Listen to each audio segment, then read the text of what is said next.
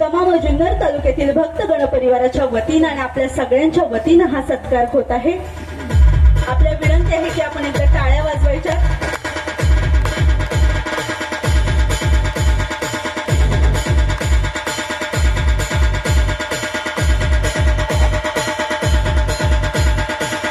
सगळ्यांच्या वतीनं आपण सत्कार घ्यायचा आहे।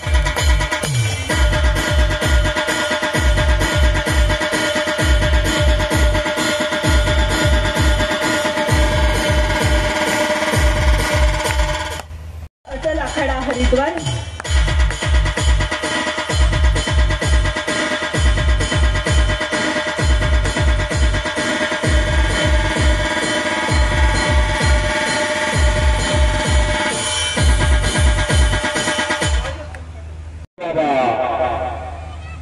धन्यवाद दादा। आपल्याला देखील विनंती आहे की आपण देखील होत असलेल्या मानसन्मानाचा स्वीकार करावा। सिद्धी ज्ञान देवा भक्त तुझा रक्षनाथा कुर्यात सदा मंगलम शिवमंगलम गुरुमंगलम शिवमंगलम गुरुमंगलम।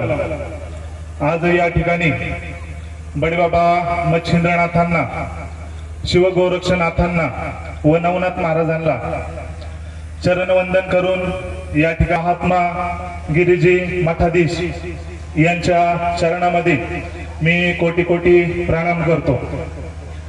आज या ठिकाणी इथे जमलेले सर्व भाविक भक्त यांना सुद्धा माझा सर्वप्रथम आदेश आणि सर्वांचं या ठिकाणी अभिनंदन करतो। त्याच्यामुळे घरामध्ये वादविवाद आणि दुःख यांनी माणूस वेढलेला असतो। तर माझ्या मते संकट किती मोठे असू द्या पण ह्या कलियुगामध्ये जर आपण नवनाथ महाराजांची सेवा केली तर असं कोणतंच संकट नाही की त्याच्यावर आपण मात करू शकत नाही। तर मी सर्वांना या ठिकाणी विनंती करत की या कलियुगामध्ये आदिनाथ महाराज म्हणजे हा नाथ संप्रदाय आदिनाथांपासून सुरू होतो। आदिनाथ गुरु सकळ सिद्धांचा मच्छिंद्र तयाचा मुख्य शिक्षक मच्छिंद्र आणि बौद्ध गोरक्षासी गेला गोरक्ष ओळीला गहिनी प्रती गहिनी प्रसादे निवृत्ती दातार ज्ञानदेव सार सोजविले।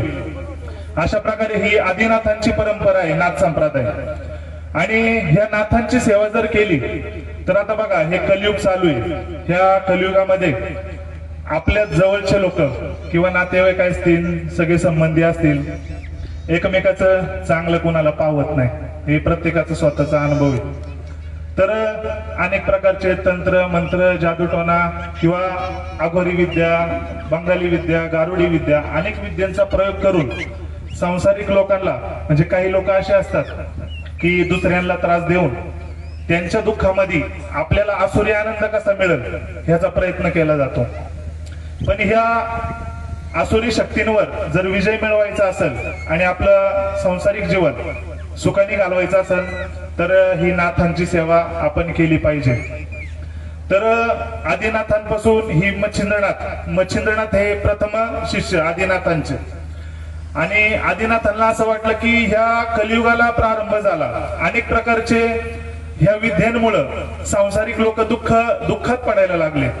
तर महादेवांनी आणि नारायणांनी ह्या गोष्टीवरती मीटिंग घेतली की आता आपण काय करायला पाहिजे।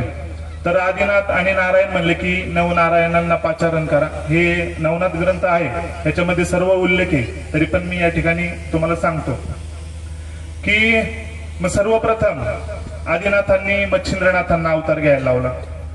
तर मच्छिंद्रनाथांनी वयाच्या 5व्या वर्षापासून तपस्या साधना करून आपलं आत्मबल चैतन्य एवढं वाढवलं। आणि महादेवांचं हे स्वप्न होतं की ह्या वाईट विद्यांवरती शाबरी विद्येची निर्मिती झाली पाहिजे। तर मच्छिंद्रनाथांनी त्यांना होकार दिला की हे आदिनाथ महादेव तुमची जी इच्छा आहे की शाबरी विद्या निर्माण व्हायला पाहिजे तर ह्या विद्येची निर्मिती मी जरूर करेन।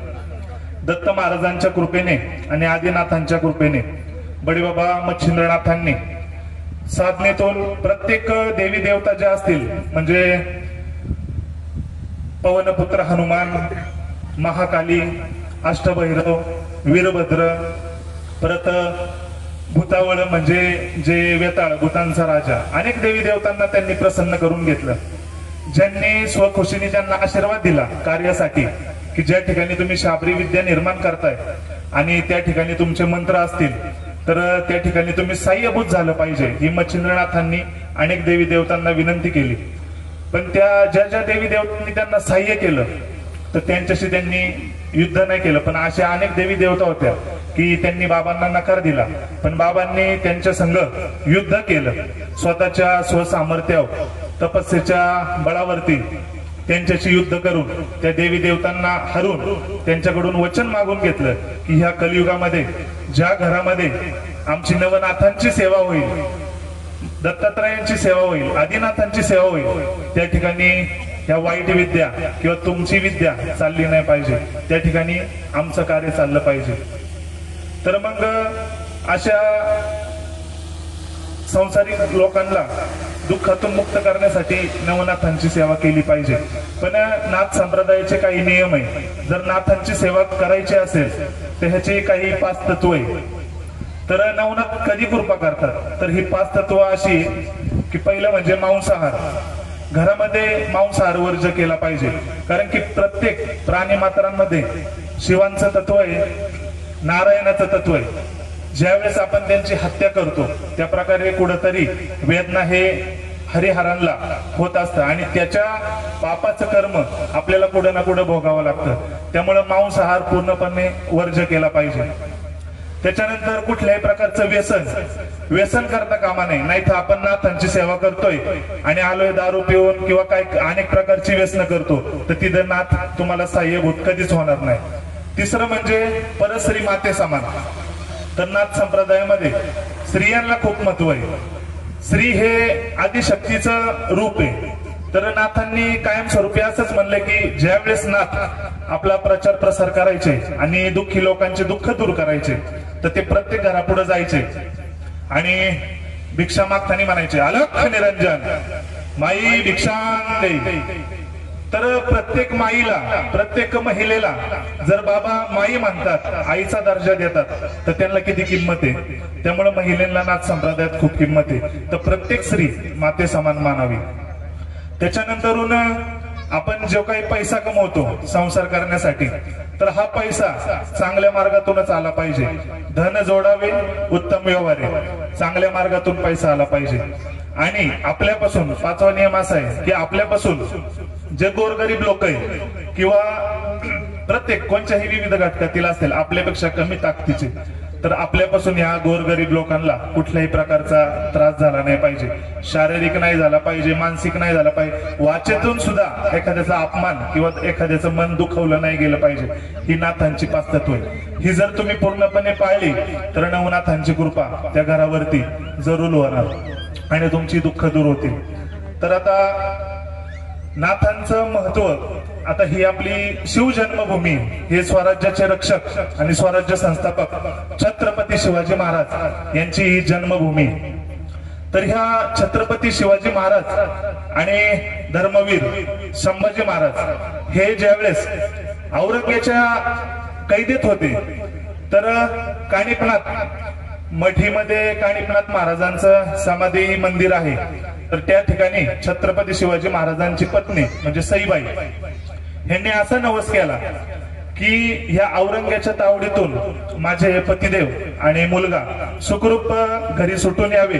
जर सुटून आले तर मी तुमच्या गडाची नवनिर्मिती करेल. तर ते नाथांच्या कृपेने म्हणजे कानिफनाथांच्या कृपेने सुखरूप सुटून घरी आले. त्याच्यानंतरून सईबाईंनी आपल्या पतींना म्हणजे छत्रपती शिवाजी महाराजांना ही गोष्ट सांगितली की मी असा असा नवस केलता. तर त्याच्यावर छत्रपती म्हणले की अवश्य पूर्ण करू. आणि मढीचं जे आता बघा गडासारखं बांधकाम आहे तर हे शिवकालीन आहे, मोठमोठाले दगड आहे. तर हे सईबाईंनी त्या वेळेस छत्रपती शिवाजी महाराजांनी ते गडाची निर्मिती केलेली. म्हणजे छत्रपती शिवाजी महाराजांचा सुद्धा ह्या नाथ संप्रदायाशी संबंध आहे. त्याच्यानंतरून आपल्या महाराष्ट्राचं भाग्य आहे, परम भाग्य, की नवनाथ महाराज संपूर्ण जगभर फिरले, प्रत्येक ठिकाणी गेले. पण ह्यांनी सर्वकडे नाथ संप्रदायाचा प्रसार प्रचार करून आपल्या महाराष्ट्रामध्ये जवळजवळ 7 ते 8 समाधी आहे. फक्त गुरु गोरक्षनाथांची समाधी नाहीये, सरपटीनाथांची समाधी नाहीये. त्याच्यानंतर म्हणजे बाकीचे जे उरलेले नाते त्यांचे बहुतेक करून आपल्या महाराष्ट्राचं पुण्य आहे की साधू संत, आता माऊली सुद्धा त्याच संप्रदायातले, वारकरी संप्रदाय जरी त्यांच्यापासून निर्माण झाला असेल तरी त्यांची परंपरा निवृत्तीनाथ, महादेवांचा अवतार निवृत्तीनाथांचे गुरु गहिनीनाथांचे गुरु गुरु गोरक्षनाथ आणि गुरु गोरक्षनाथांचे गुरु दादा गुरु बडेबाबा मच्छिंद्रनाथ, म्हणजे ही नाथांची परंपरा आहे, ही आलेली आदिनाथांपासून. तर मी सर्वांना या ठिकाणी एवढंच सांगेन की आपण रोजच्या जीवनात जगत असताना नवनाथांची सेवा जरूर करा, पण त्यांचे काही नियम आहे ते पाळून केली तर नवनाथ महाराज तुमच्यावर अवश्य कृपा करतील आणि आपलं आयुष्य सुखाचं, समृद्धीचं, समाधानाचं आणि बाबांच्या कृपेमुळे कल्याणच कल्याण आपलं होऊ शकतं. ती अशा प्रकारे सेवा केली पाहिजे. आज माझं भाग्य, मी आज ह्यांच्यामध्ये सगळ्यांमध्ये जेवढे पण साधू संत बसलेत ते सगळे ज्येष्ठ आहे माझ्यापेक्षा, आणि माझं काहीतरी मागच्या जन्मीचं पुण्याचा संचय असेल, आई वडिलांचा कृपाशीर्वाद असेल, त्यांचा संचय असेल, म्हणून आज मी या थोर विभूतींमध्ये आणि त्यांच्या संगतीत बसतोय. आता माझी तशी, आता कसं म्हणणं पण चुकीचं आहे की माझी तेवढी पात्रता पण नाहीये, माझ्या दृष्टीने मला या थोर विभूतींमध्ये बसायला मिळते आणि त्यांच्या संग माझा जो काही मान सन्मान झालाय. खरंच मी या ठिकाणी जे काही आयोजक, आता बघा हे कलियुग आहे, या कलियुगामध्ये जे गाणी किंवा दांगडदिंगा ह्या गोष्टीला जास्त महत्व आहे. तिथं आता हिथं जर एखादा ऑर्केस्ट्रा ठेवला असता ना किंवा काही नाच गाण्याचा कार्यक्रम, ह्याच्यापेक्षा गर्दी जरा जास्त झाली असती. पण तुमचं सुद्धा या ठिकाणी भाग्य आहे की ह्या ठिकाणी सगळे नाथजी आणि प्रत्येक नाथजी, आता ह्या नाथ संप्रदायात बाकी जो काही संप्रदाय मी त्यांना नावं नाही ठेवत, पण नाथ संप्रदाय हा त्यागाशिवाय बनत नाही. ह्या नाथ संप्रदायामध्ये प्रखर साधना करावी लागते, साधना, तपस्या आणि मोहमायेचा त्याग करावा लागतो. त्यावेळेस एखादा नाथजी तयार होतो. आता हे माझ्या संघ बसलेले आमचे गुरुबंधू गुरु गोरक्षनाथांची म्हणजे पीठातून आलेले गुरु गोरक्षनाथांची साधना करतात. प्रत्येक जण इथं बसलेले गोरक्षनाथांच्या गादीवरचे, आता राहुलेश्वर नंदजी महाराज यांचं सुद्धा शिवांची साधना, महादेवांची, शक्तींची, आदिशक्तींची, म्हणजे नवचंडीचा जो यज्ञ चालतो त्यांच्या इथं. खरंच म्हणजे आता ही जी सृष्टीची निर्मिती ही शिवशक्तींपासून चालू होते आणि त्या आदिशक्तीचा चंडी, नवचंडी हे बाबाजी करतात. तर या ठिकाणी लक्षचंडी असा यज्ञ हे लोक कल्याणासाठी करतात. प्रत्येक साधू संत ज्यावेळेस आपलं काहीतरी त्याग करत असतो, मुलाबालांचा त्याग करतो, आपल्या जे काही सुखसुविधेची साधनं आहे ह्यांचा त्याग करून, हा त्याग कुणासाठी करतो की ह्या संसारातील जे काही दुःखी लोक आहे ह्यांचं दुःख दूर झालं पाहिजे. आता बघा प्रत्येक जण या ठिकाणी सेवा करणारे असतील. आपण आता समजा एखाद्या दिवशी सेवा आहे महाराजांची इथं आणि लोक येतात, सकाळपासून संध्याकाळपर्यंत सेवा चालू असते, अनेक दुःखी लोक येतात. तर महाराज आपल्या तपस्येची जी ताकद आहे, बल आहे, तर ते आपल्या पुण्याचा संचय खर्च करतात आणि पुढच्याचं दुःख दूर झालं पाहिजे ही त्यांची भावना असते. आणि महाराज त्या ठिकाणी सकाळी 7 वाजल्यापासून संध्याकाळी 12 वाजेपर्यंत ते लोक कल्याणाचं कार्य करत असतात. पण बाहेर आलेला व्यक्ती तो म्हणतो, अरे माझा नंबर लावलाय, कितवा नंबर आहे, आला बरेच वेळ राव, महाराजला वेळ घेतात, एवढा वेळ झाला, कधी व्हायचा माझा नंबर, कधी यायचा, माझं दुःख कधी दूर व्हायचं, ही प्रत्येक आलेल्या भक्ताची हे असते. पण तो असा विचार करत नाही की आतमध्ये बसलेले जे साधू संत आहे हे आपल्यासाठी वेळ काढून त्यांनी कितीतरी वर्षाची तपस्या केली, साधना केली आणि त्याच्यातलं काही पुण्य संचय तो खर्च करणारे कुणासाठी? तुमच्यासाठी. त्यांनी जेवलंय, पाणी पेलंय, दूध पेलंय, चहा पेलंय, ह्याच्याकडे लक्ष नसतंय. पण लोकांना काय वाटतंय, आमचं काम झालं पाहिजे, काही का असाना. मग काही लोक आता बघा साधू संत कसं आहे की त्यांच्यापाशी कोणी जरी आलं, म्हणजे एखादा चांगला व्यक्ती जरी आला आणि वाईट जरी आला किंवा चुकीच्या क्षेत्रातला म्हणजे 2 नंबर क्षेत्रातला पकडू आपण, तो जरी आला तरी साधू संतांचं हेच असतं की प्रत्येकावरती कृपा झाली पाहिजे आणि त्याचं कल्याण झालं पाहिजे, तो सद्मार्गाला लागलं पाहिजे. हे साधू संतांचं कर्तव्य आहे. आणि साधू संत म्हणजे लोखंडासारखे, आपण म्हणजे सर्वजण लोखंडासारखे, आणि ह्या साधू संतांच्या स्पर्शाने आपले लोखंड रूपी त्याचं परीस होत असतं, सोनं होत असतं. त्यामुळे हे साधू संत हे परीस आहे आणि आपण ही सामान्य जनता, सांसारिक लोक, आपण लोखंड आहे. आणि या साधू संतांच्या ज्यावेळेस आपण संपर्कात येतो तर आपल्या जीवनाचं सुद्धा सोनं होतं. आता मी जास्त माझ्या नाही का तुमचा वेळ अधिक न घेता माझ्या वाणीला या ठिकाणी पूर्ण विराम देतो. आणि जे काही मी माहिती सांगताना, मार्गदर्शन करताना माझ्याकडून काही अपशब्द किंवा चूक झाली असेल तर मी दिलगिरी व्यक्त करतो आणि या ठिकाणी माझे 2 शब्द थांबवतो. अलख निरंजन. आदेश आदेश आदेश. धन्यवाद महाराज. अतिशय सुंदर असं आणि खऱ्या अर्थानं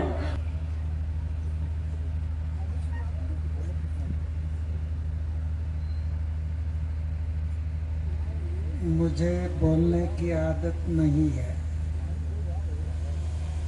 ये सब मेरे गुरु है, मुझे अभी बहुत आगे जाना है.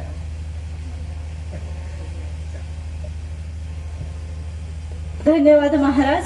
खऱ्या अर्थानं आपल्या मनाचा मोठेपणाच या ठिकाणी म्हणावं लागेल. यानंतर श्री योगेंद्र गिरीजी महाराज आपल्याला देखील विनंती आहे की आपण देखील आम्हाला सगळ्यांना मार्गदर्शन करावं. ओम नमो नारायण. सर्व मंगल मांगल्ये शिवे सर्वार्थ साधिके शरण त्र्यंबके गौरी नारायणी नमस्ते. आजचा कार्यक्रम हा सर्व मंगलमय कार्यक्रमामध्ये मंगलमय वातावरणामध्ये संपन्न होत आहे. आज व्यासपीठावर अनेक गुरुमूर्ती उभे आहेत, बसलेले आहेत.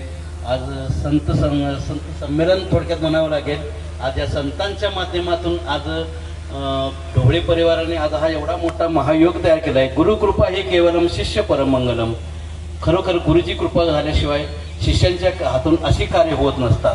आज आशीर्वाद येईल की तुमच्या जीवनामध्ये सुख, शांती, समाधान, ऐश्वर्य लाभो.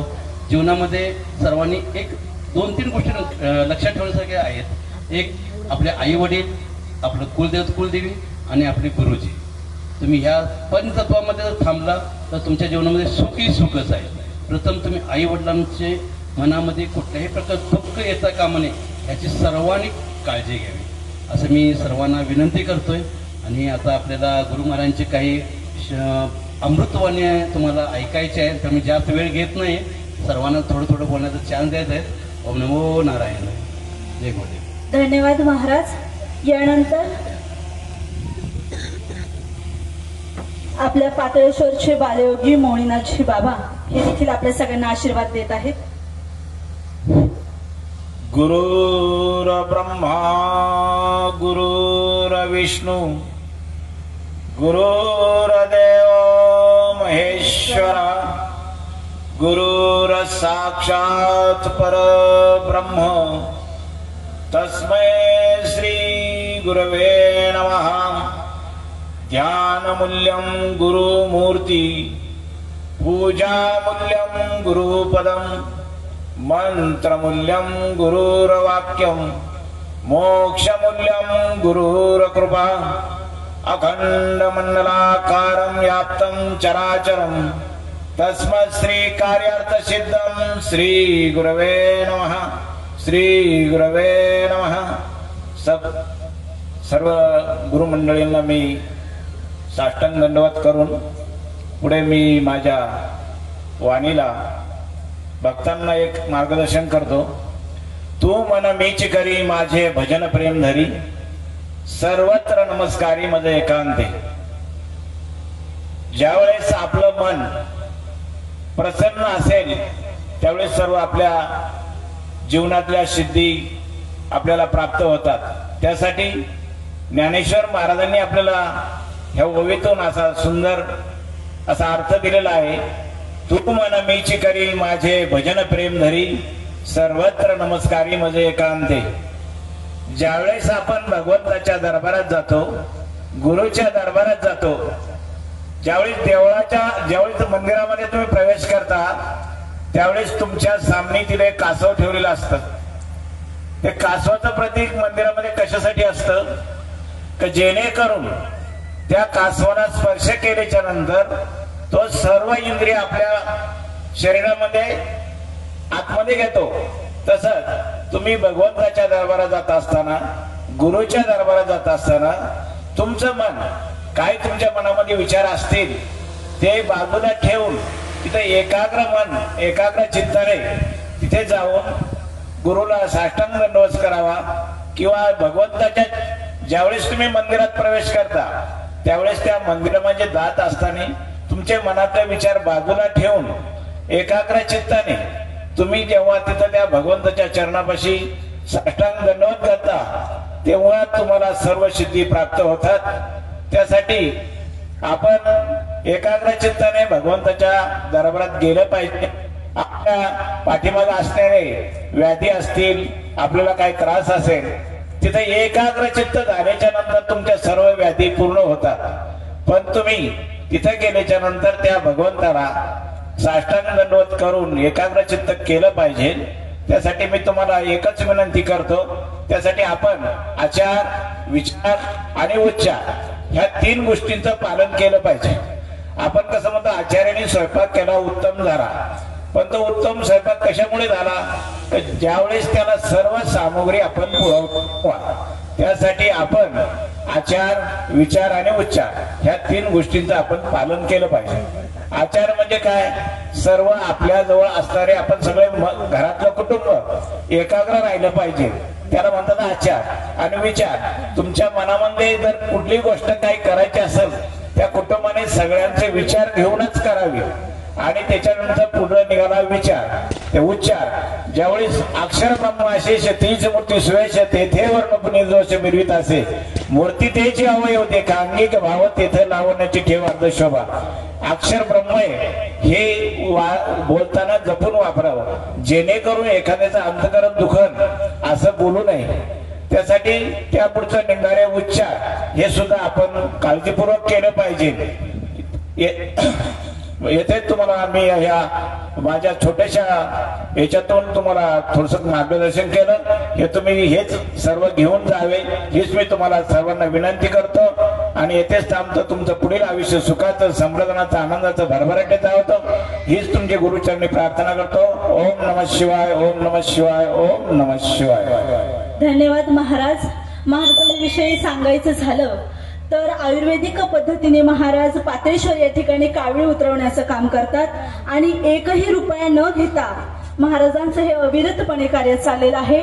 आणि त्याचबरोबर खास महाराजांच्या जवळून पाहण्यात आलेले एक प्रसंग म्हणजे महाराज प्राणी मात्रांवर देखील एवढा जीव लावतात की एखादी आई आपल्या लहान मुलाला जीव लावते आणि महाराजांचा तोच खऱ्या अर्थानं परिवार झालेला आहे असं मला वाटतं। धन्यवाद महाराज, आपण सुंदर असं मार्गदर्शन, आशीर्वाद आम्हाला या ठिकाणी दिला।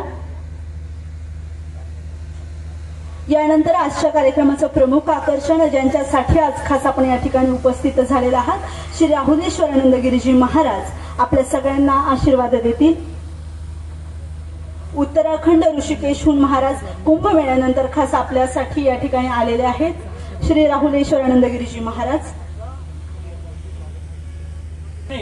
सगळी पाप नष्ट होतात, गंगेच्या नुसत्या दर्शनाने सगळी पाप नष्ट होतात, चंद्राच्या नुसत्या दर्शनाने सगळे ताप नष्ट होतात आणि कल्पतरूच्या नुसत्या दर्शनाने सगळं दैन्य नष्ट होतं। आणि ह्या 3ही गोष्टी पाप, ताप आणि दैन्य हे फक्त सद्गुरूच्या दर्शनाने नष्ट होतं। त्यामुळे आपल्या सर्वांचं हे भाग्य आहे की एकाच वेळी इतक्या सद्गुरूंचं दर्शन आपल्याला मिळत आहे। तर हा त्रिवेणी संगम आत्ताच महाकुंभ झालेला आहे आणि महाकुंभानंतर गुरुदेवजी आपल्याकडे आलेले आहेत आणि आपल्या अमृतवाणीतून ते आता आपल्या सर्वांना मार्गदर्शन करणार आहे आणि सर्व प्रकारचा ताप आपला नष्ट होणार आहे। तर सगळ्यांनी स्वागत करा गुरुदेवांचं। नमो पार्वती पते हर हर महादेव, हात वर करा। नमो पार्वती पते हर हर महादेव, नमो पार्वती पते हर हर महादेव। गुरुदेवजी काय चुकलं असेल तर मला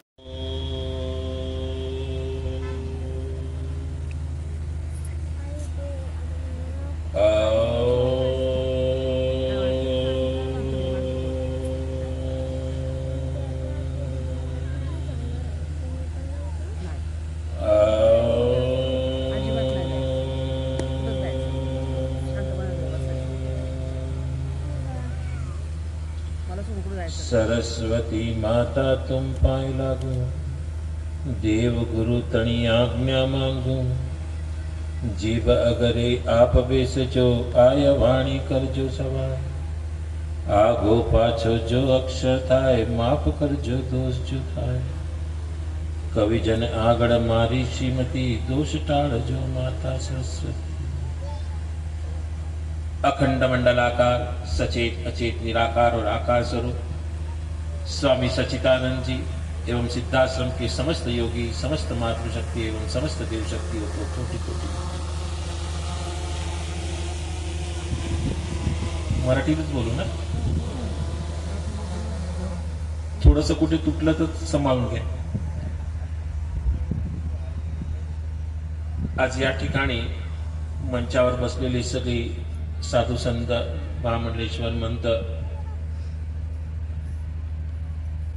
त्या सगळ्यांना जय माता दी आणि त्यांचं खूप खूप साधुवाद की अविनाशच्या या भूमीवर येऊन त्यांचे चरण स्पर्श करून त्याची भूमी पवित्र केली, त्याचं घर पवित्र केलं। का की अविनाश आणि जुन्नर पासून माझे खूप जुनं घेणं देणं आहे आणि त्यांची भूमीला स्पर्श केलं, म्हणजे माझ्या मुलाच्या भूमीला स्पर्श केलं, त्याच्याबद्दल आप सगळ्यांचं खूप खूप आभार।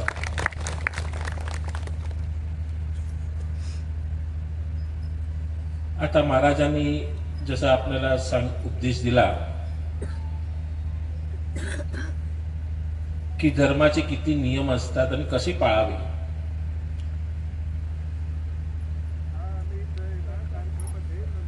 आणि पाळताना मनुष्य हा काय विचार करायला पाहिजे। पहिली गोष्ट, नाही तर आपल्या मराठीत एक म्हण आहे की मनी नाही भाव आणि देवा मला पाव। मनामध्ये भाव नसतात देवा प्रत्येचे, आणि तरी आपण देवा जात असतो, काही नाही काही माग। त्या गावामध्ये जेवढी पण राहिलेली गोरगरीब, दारिद्र्य एकदम गरीब आणि मध्यमवर्गीय जेवढी लोक होती, त्यांना त्यांनी ठरवलेलं की कोणाला 20 रुपये द्यायचे, कोणाला 50 रुपये द्यायचे, कोणाला 30 रुपये द्यायचे। अशी ही प्रथा वर्षानुवर्ष चालत राहिली। तर एकदा एक गरीब ज्याला दर महिन्याला 50 रुपये भेटायचे, तो त्या 1 तारीखच्या दिवशी तो शेठच्याकडे गेला।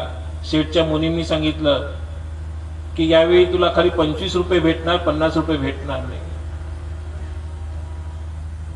त्या गरीबाला राग आला की का 25 देत, मला 50च पाहिजे। तर की नाही, शेठांच्या मुलीचं लग्न आहे आणि कोटीचे रुपये खर्च होणार आहे, तर यावेळी थोडी कटौती केली आहे म्हणून मला तुम्हाला 25 रुपयेच भेटणार। तो गरीब एकदम ओरडायला लागला, त्या शेठचं लग्न काय माझ्या पैशाशी होणार आहे का, मला 50 रुपयेच पाहिजे।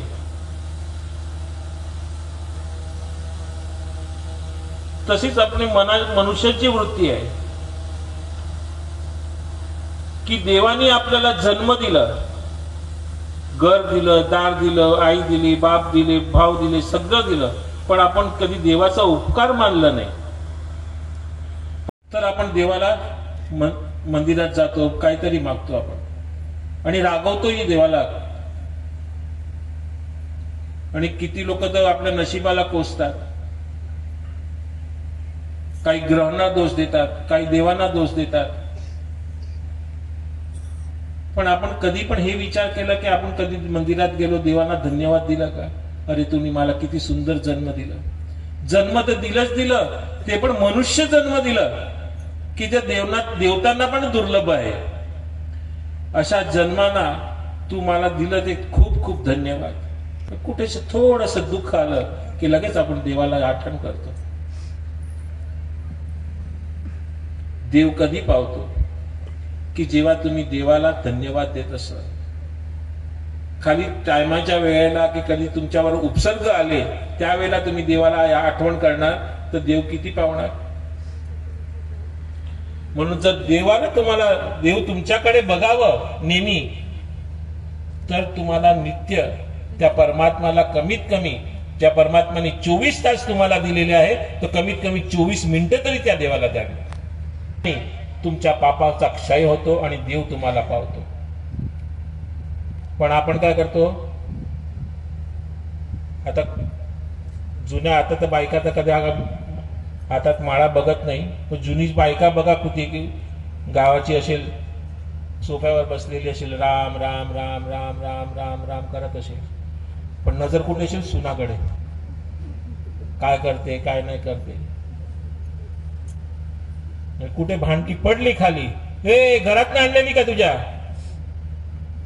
अशी काही ना काही टोमणी असतात. पण 24 तास ती राम राम राम राम राम करे.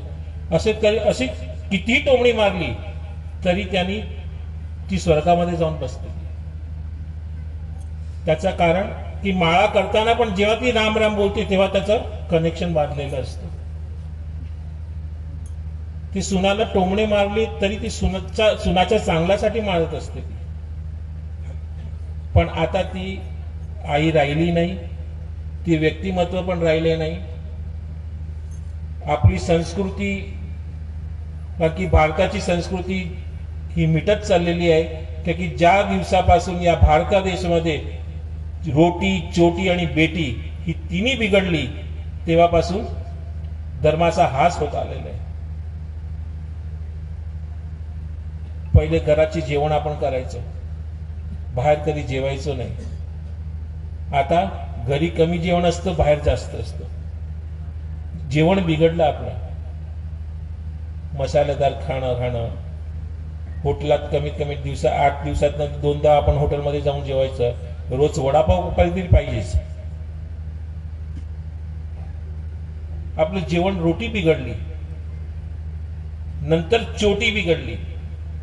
पुरुषांनी आपली शिखा कापली, बायकांनी आपली चोटी काढली. शिखापासून धर्म कमी होत चालला. नंतर बेटी, ज्या दिवसापासून स्त्री माणूस, मी आता आजच्या युगाच्या हिशोबाने सांगत नाही पण धर्माच्या हिशोबाने तुम्हाला सांगतो, धर्म कुठे असतो. का की नाहीतर आजची युवा पिढी आणि स्त्री बोलेल की महाराजजी आजच्या युगामध्ये असे बोलतात की ज्या दिवसापासून स्त्री घरचा उमठा ओळून बाहेर जावा जास्ती आणि रस्त्यावर उभ्या उभ्या खातात, आपली घराची ती इज्जत आहे. ती जेव्हा रस्त्यावर जाऊन उभी खात असते तेव्हा ती बेटी बिघडते. आपल्या शास्त्रामध्ये एक म्हण आहे की ज्यांना आई वडिलांची सावली नसते, नवऱ्याची सावली नसते, गुरुजनाची सावली नसते, ते डोळा म्हणजे डोका असतं तो उघडा पल्लू कधी पण टाकून ठेवायचं असतं सुवागन स्त्रियांनी. पण आज इकडे बघा किती लोकांनी टाकून ठेवले की ते उघडेच आहे. ज्यांना नवऱ्याची सावली नाही, आई वडिलांची सावली नाही, ज्यांना गुरुची सावली नसते, ती उघड्या डोक्याने बसलेली असते. ही परंपरा आपली आहे. कुठल्याही गुरुजनाकडे गेले डोक्यावर पदर घेऊन नंतरच त्यांचा दर्शन घ्यावं, त्याशिवाय त्या तुम्हाला पाप लागतो. साधू संतांकडे गेले होते, पुरुषांनी दंडवत करायचा असतो, बायकांनी खाली घुटण्यावर बसूनच करायचं असतं. बायकांनी कधी दंडवत करू नये, त्यांना देवानाही पाप लागतो आणि संतांनाही पाप लागतो. हे शास्त्राचे नियम आहे. पण केवढे पाळताय आता विचार करा. मी एवढा बोलूनही तुम्ही पाळत नाहीये तर धर्म कुठे राहिला विचार सांगा बघू. म्हणजे आमच्या इकडे येणं सगळं बेकार गेलं असं वाटतं.